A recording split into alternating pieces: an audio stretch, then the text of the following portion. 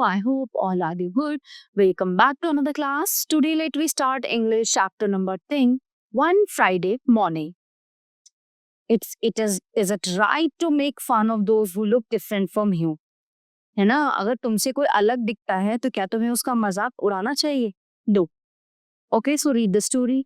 The thrilling news did not come directly to Nancy Lee, but it came in little indirections that finally added themselves up to one tremendous fact.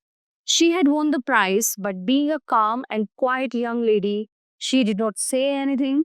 Although the whole high school buzzed with rumors, guesses, reportedly authentic announcements on the part of students who had no right to be making announcements at all, since no student really knew yet who had won this year's art scholarship. But Nancy Lee's drawing was so good, her lines so sure, her colors so bright and harmonious that certainly no other student in the senior art class at George Washington High was thought to have very much of a chance.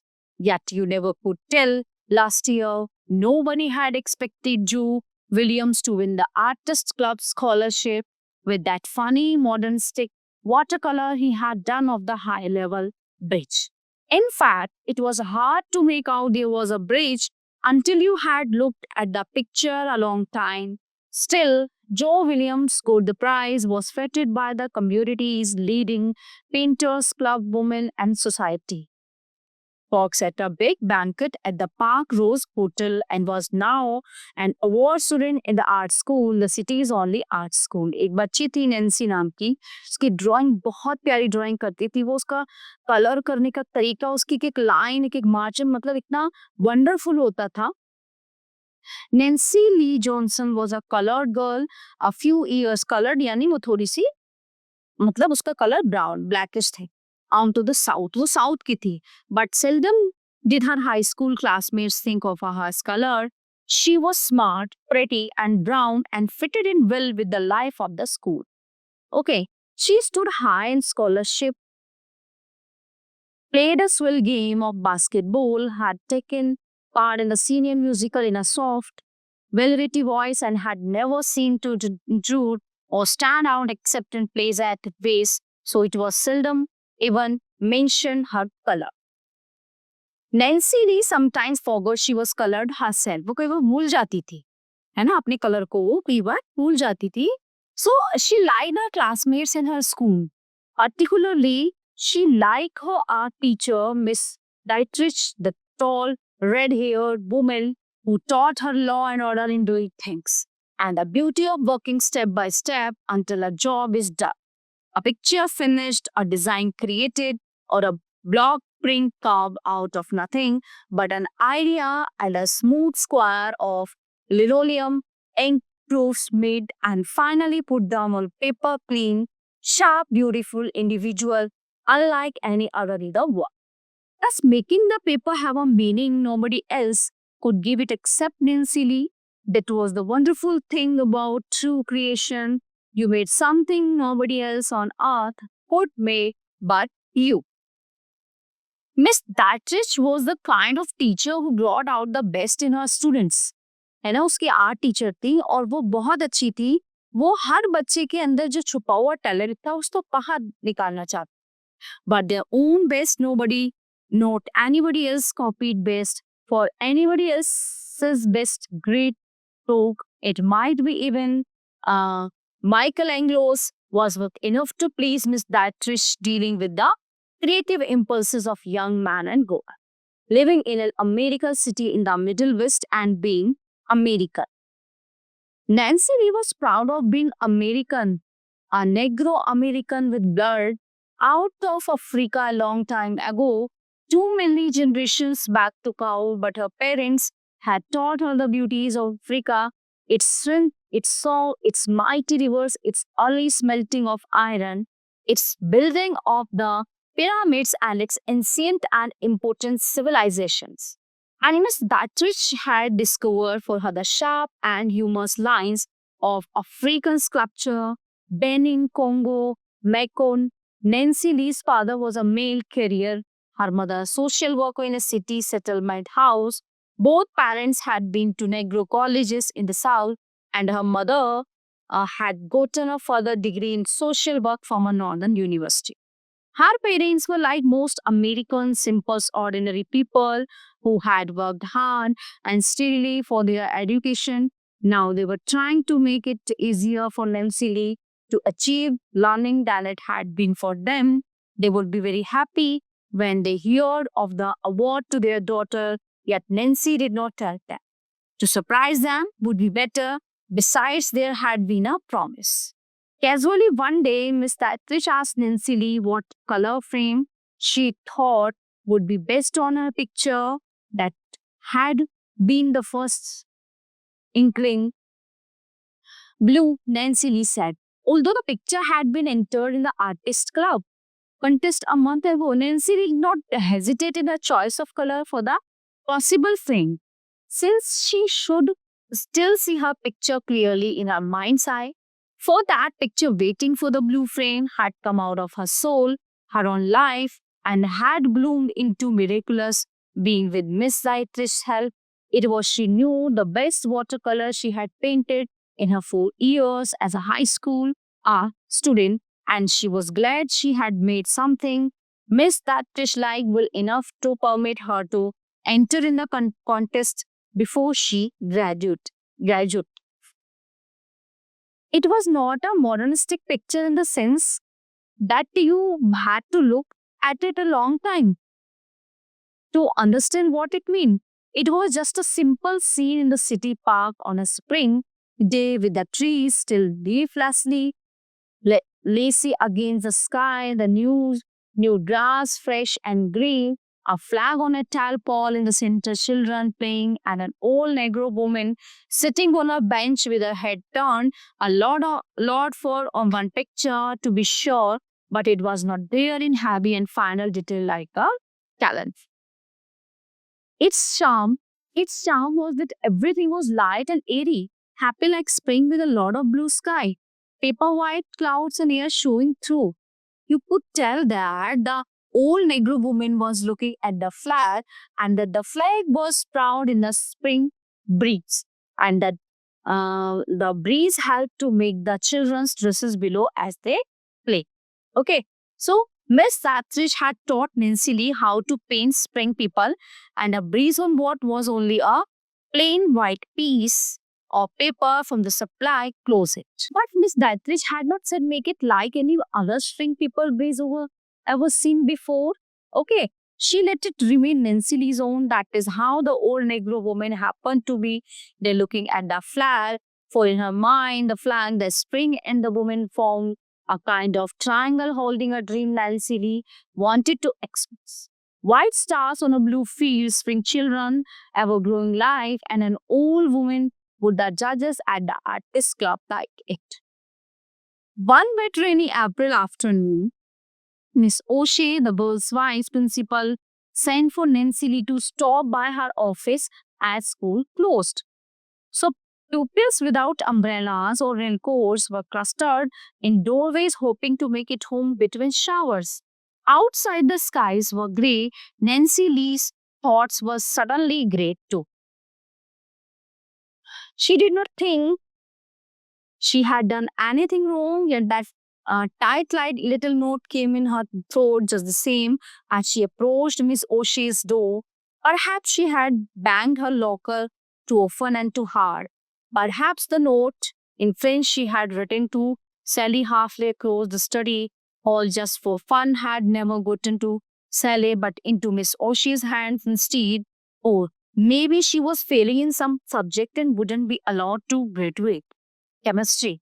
So a pang went through the pit of her stomach. She knocked on Miss O'Shea's door. That familiarly solid and competent voice said, "Come in."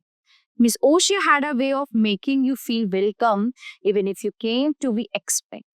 "Sit down, Nancy Lee Johnson," said Miss O'Shea. "I have something to tell you." Nancy Lee sat down, "But I must ask you to promise not to tell anyone yet."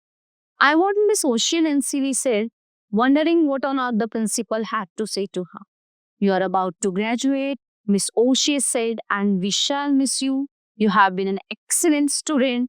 Nancy and you will not be without honors on the senior list, as I'm sure you know. At that point, there was a light knock on the door. Miss O'Shea's called out, "Come in," and Miss Thatfish entered. "May I be part of this too?" she asked, tall and smiling. Of course, Miss O'Shea said, "I was just telling Nancy Lee what we thought of her, but I hadn't gotten around to giving her the news." "Perhaps, Miss Datrish, you had like to tell her yourself." Miss Datrish was always direct. "Nancy Lee," she said, "your picture has won the Artist Club scholarship." The slender brown girl's eyes widened, her heart jumped, then her throat tightened again. She tried to smile, but instead tears came to her eyes.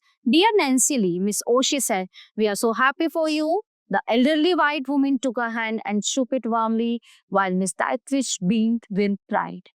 Nancy Lee must have danced on the way home. She never remembered quite how she got through the rain. She hoped she had been dignified, but certainly she hadn't stopped to tell anybody her secret on the way.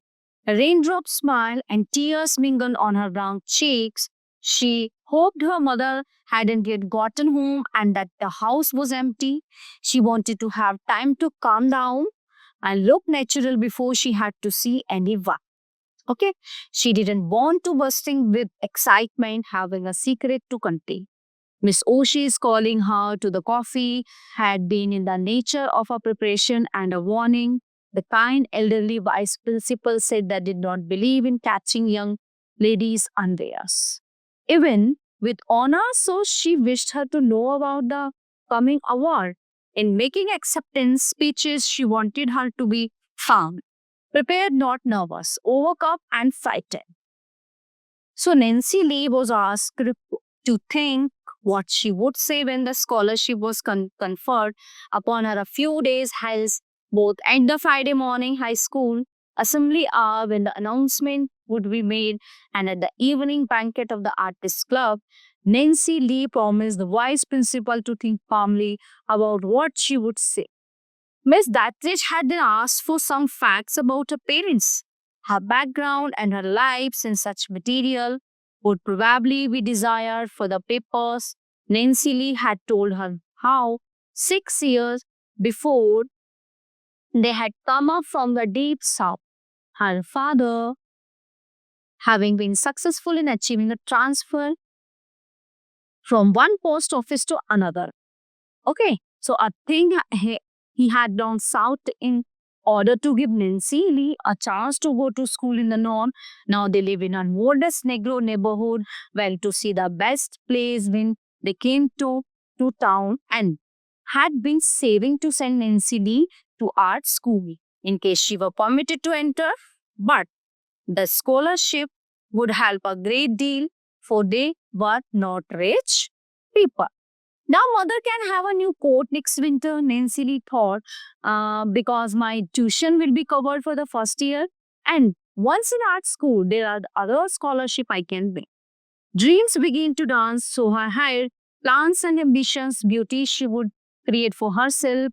Her parents and the Negro people for Nancy Lee possessed a deep and reverent race pride. She could see the old woman in her picture, really her grandmother in the South, lifting her hat to the bright stars and the flag in the distance.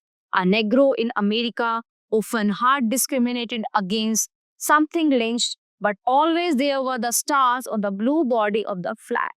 Was there any other flag in the world that had so many stars? Nancy Lee thought deeply, but she could remember none in all the encyclopedias or geographies she had ever looked into. "Hitch your wagon to a star," Nancy Lee thought.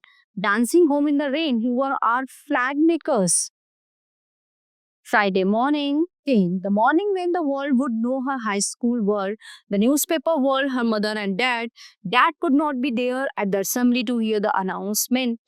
No senior prize picture displayed on the stage, nor listen to Nancy Lee's little speech of acceptance. But mother would be able to come, although mother was much puzzled as to why Nancy Lee was so insistent she be at school on that particular Friday morning.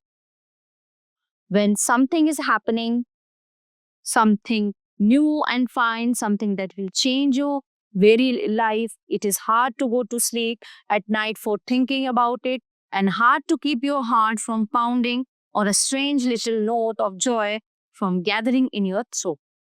Nancy Lee had taken her bath, brushed her hair until it glowed, and had gone to bed thinking about the next day, the big day when before 3,000 students, she would be the one student honor her painting, the one painting to be acclaimed as the best of the year from all the art classes of the city. Her short speech of gratitude was ready. She went over it in her mind, not word for word, because she didn't want it sound as if she had learned it be hard. But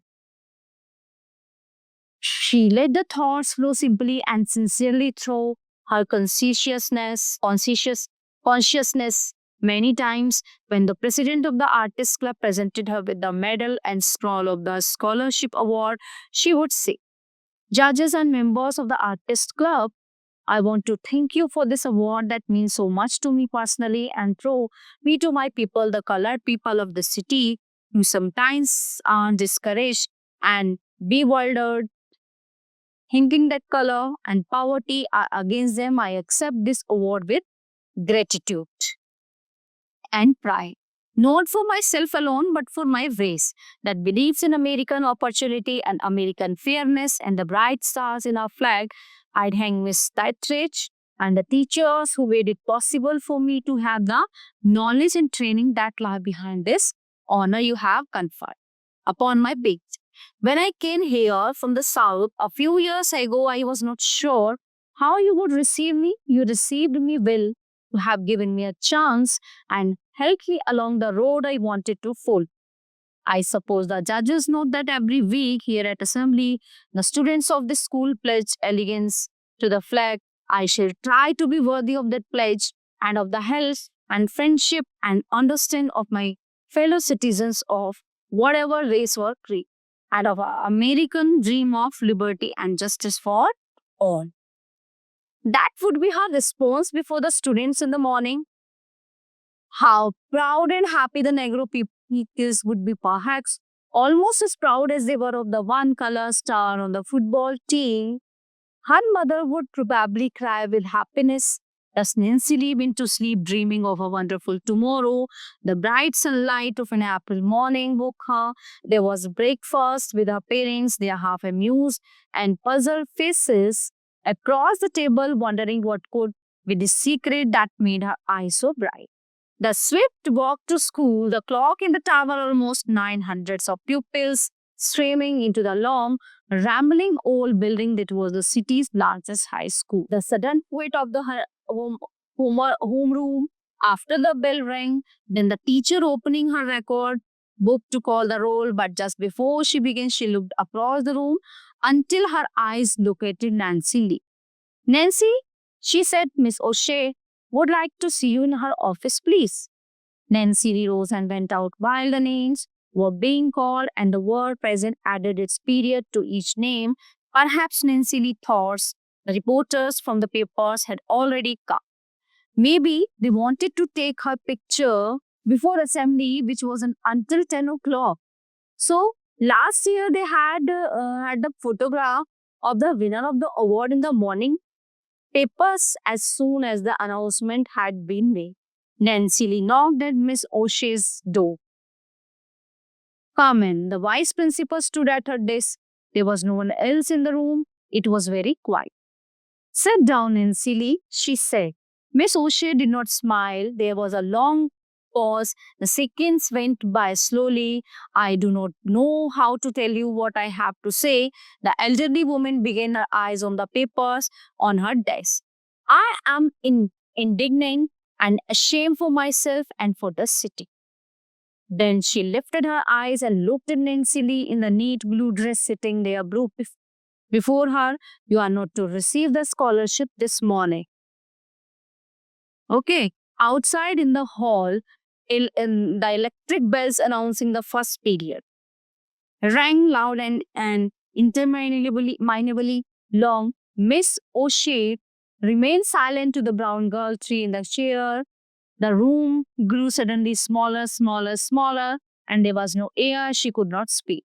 Miss Oshie said, when the committee learned that you were colored, they changed their plans. मतलब उसके colour की वजह से उसको scholarship नहीं मिल रहा था और उसके टीचर को बड़ा शेम फील हो रहा था कि कैसा हमारा समाज है, कैसी ये कंट्री है।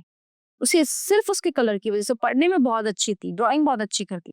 Still, Nancy Lee said nothing, for there was no air to give breath to her lungs. Here's the letter from the committee. Nancy Lee, Miss O'Shea picked it up and read the final paragraph to her. It seems to us wiser to arbitrarily rotate the award among the various high schools of the city from now on, and especially in this case, since the student chosen happens to be colored, a circumstance which, unfortunately, had we known, might have prevented this embarrassment. But there have never been any Negro students in the local arts school, and the presence of one there might create difficulties for all concerned. We have high regard for the quality for Nancy Lee Johnson's talent, but we do not feel it would be fair to honor it with the Artist Club Award. Miss O'Shea paused. She put the letter down. मतलब उसने miss ओशे ने उसको ये letter पढ़ के सुनाया था और बड़े शर्म की बात थी. Nancy Lee, I'm very sorry to have to give you this message, but my speech, Nancy Lee said, was about the word stuck in her throat about America. Miss O'Shea had risen. She turned her back and stood looking out the window at the spring tulips in the schoolyard. I thought since the award would be made at assembly right after our oath of allegiance, the word stumbled almost strictly from Nancy Lee's thought now. I would part of the flag salute in my speech. You know, Miss O'Shea, that part of liberty and justice for all. I know. जानती हूँ, said Miss O'Shea, slowly facing the room again. But America is only what we who believe in it make it. I'm Irish. You may not know, Nancy Lee, but years ago we were called the Dirty Irish, and mobs rioted against us in the big cities, and we were invited to go back where we came from. But we didn't go, and we didn't give up because we believe in the American dream and in our power to make that dream come true. Difficulties, yes, mountains to climb, yes, discouragements to face, yes. Democracy to make, yes. That is it, Nancy Lee. We still have in this world of our democracy to make. You and I, Nancy Lee, but the premise and the base are here. The lines of the Declaration of Independence and the words of Lincoln are here, and the stars in our flag. Those who deny you this scholarship do not know the meaning of those stars, but it's up to us to make them know as a teacher in the public schools of this city. I myself will go before the school board and ask them to remove from our system the offer of any prizes or awards denied to any student because of race or color. Suddenly, Miss O'Shea stopped speaking. Her clear blue eyes looked into those of the girl before her. The woman's eyes were full of strength and courage. Lift up your head, Nancy Lee, and smile at me. Miss O'Shea stood against the open window with the green lawn and the tulips. Beyond the sunlight tangled in her grey hair, her voice an electric flow of strength to the heart spirit of Nancy Lee, the abolitionist who believed in freedom when there was slavery must have been like that. The first white teacher who went into the deep south to teach the freed always must have been like that. All those who stand against ignorance, narrowness, hate, and mud on stars must be like that. Nancy Lee lifted her head and smiled. The bell for assembly rang. She went through the long hall filled with students toward the auditorium. There will be other awards. Nancy Lee thought there is school in other cities. This won't keep me down, but when I am a woman, I will fight to see that these things don't happen to other girls as this has happened to me. And men and women like Miss O'Shea will help me. She took a seat among the seniors. The doors of the auditorium closed as the principal came into the platform, and the students rose and turned their eyes to the flag on the stage. One hand went to the heart The other outstretched towards the flags. 3,000 voices spoke. Among them was the voice of a dark girl whose cheeks were suddenly wet with tears. One nation, indivisible with liberty and justice for all, that is the land we must make, she thought. But उसको ये बहुत बुरा लग रहा था, मतलब केवल उसके कलर की वजह से है, वो साउथ है ना, कि ओनली फॉर हर कलर, उसको स्कॉलरशिप से, उसको हर चीज से बाहर करके, so it is very bad for her. So everyone, the chapter is in here. I hope you all are very well on the simple chapter. We will meet you the next class. Thank you everyone.